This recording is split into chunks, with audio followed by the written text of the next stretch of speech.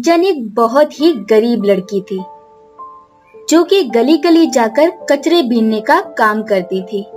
क्योंकि वो ज्यादा पढ़ी लिखी नहीं थी, साथ ही उसकी बूढ़ी माँ की जिम्मेदारी भी उस पर थी। पूरे दिन कड़ी धूप में गली गली में घूमकर वो कचरा इकट्ठा किया करती थी। एक दिन वो अपना कचरे का बोरा लिए कड़ी धूप में जा रही होती है तो चलते हुए सामने से अपनी पड़ोसन विमला के साथ आ रही सरला से टकराकर गिर जाती है। तो सरला खुद को साफ करते हुए कहती है, हाय दैया, अरे ओ कचरे वाली, आंखें हैं या बटन देखकर चला नहीं जाता क्या?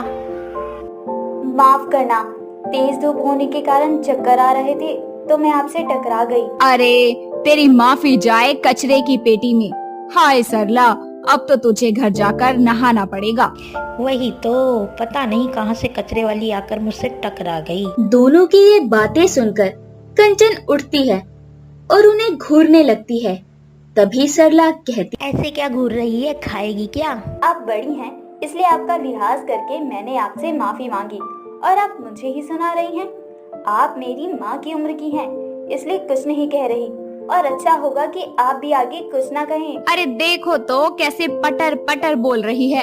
अरे तेरे जैसी कचरे वाली इसकी बेटी तो दूर बहू बनने लायक तक नहीं है। छोड़ना, अब कचरे वाली के मुंह से फूल तो झड़ेंगे नहीं, इसलिए कचरे जैसे शब्द ही निकल रहे हैं। चल जल्दी यहाँ से, कचरे की बदबू से तो मेरा उल्टी को जी हो रहा है। इतना कहकर सरला विमला के साथ वहाँ से चली जाती है। बेचारी कंचन को उसकी कही ये बात बहुत बुरी लगती है, लेकिन वो अपनी कचरे की बोरी लिए आगे बढ़ जाती है। शाम को जब वो थक हार कर घर पहुँचती है तो देखती है कि उसकी माँ खांसते हुए खाना बना रही होती है। तभी वो अपनी माँ से कहती है, अरे माँ, तुम चूल्हे के पास क्यों बैठी हो? चलो उठो वहाँ से। बेटी, तू थकी हारी घर आती है, कम से कम खाना बनाकर मैं तुझे कुछ आराम तो दे दूं। माँ, आराम की जरूरत मुझे नहीं आपको है और बीमारी हालत में आपका काम करना ठीक नहीं। चलिए आप बैठिए, मैं बना लेती हूँ। इस तरह कंचन अपनी बूढ़ी माँ की भी देखभाल करती और घर को भी संभालती। कचरा बीनने के कारण लोग उसे देखकर मुंह मोड़ लिया करते, जिसका कंचन को बुरा भी लगता था, लेकिन वो कर भी क्या सकती थी। पेट पालने के लिए कचरा बीनना तो उसका काम था।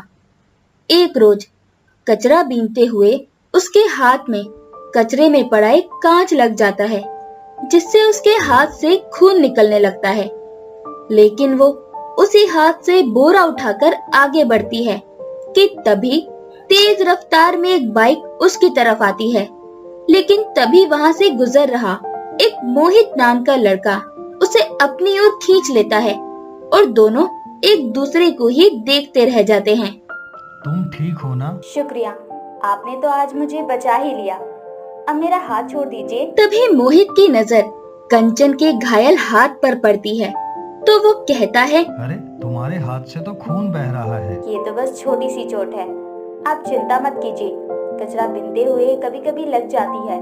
आप मुझ कचरे वाली पर अपना समय बर्बाद मत कीजिए। क्यों, कचरे वाली क्या इंसान नहीं होती? चलो पास में ही एक क्लिनिक है, वहाँ जाकर चोट पर पट्टी करवा लो।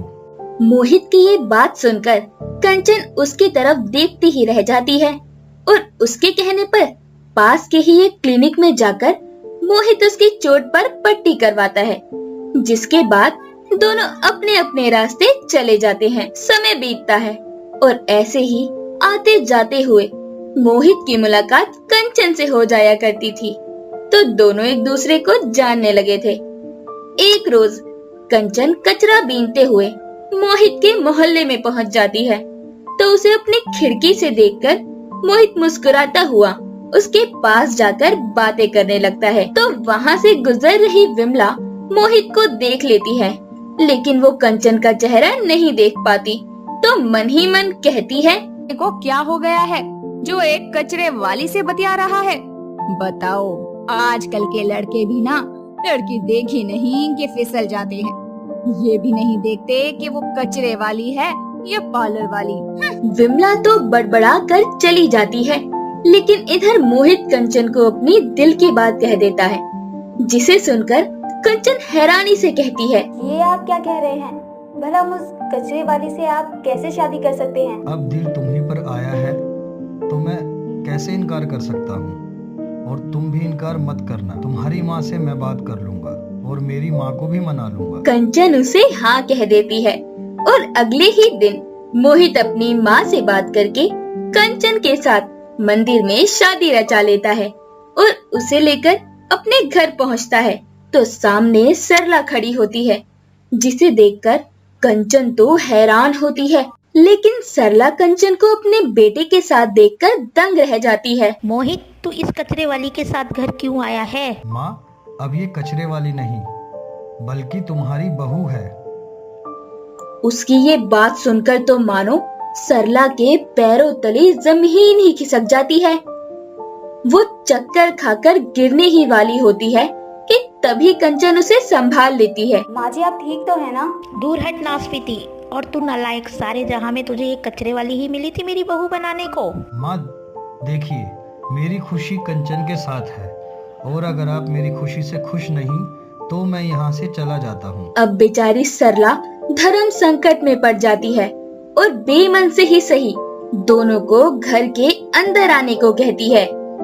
अब जब सरला की बहू घर आई थी तो मुंह दिखाई की रस्म रखी जाती है और 2 दिन बाद मोहल्ले की सभी औरतें सरला की बहू को देखने उसके घर आती हैं। तो कंचन को देखकर सबसे पहले विमला बोल पड़ती है। अच्छा, तो ये कचरे वाली बनी है तेरी बहू। तभी मैं कहूँ कि तेरा मोहित उस दिन किस कचरे वाली से बात कर रहा है। तू भी बड़ी वाली चिरांद है विमला, पहले ही बता देती ये बात तो मुझे आज ये दिन नहीं देखना पड़ता। अरे अब क्या ही फायदा, इस कचरे वाली ने तो फंसा लिया ना तेरे छोरे को और बन गई तेरी बहू। विमला के साथ साथ बाकी औरतें भी बातें बनाने लगती हैं। बेचारी कंचन ये सब सुनती है और एक शब्द नहीं कहती।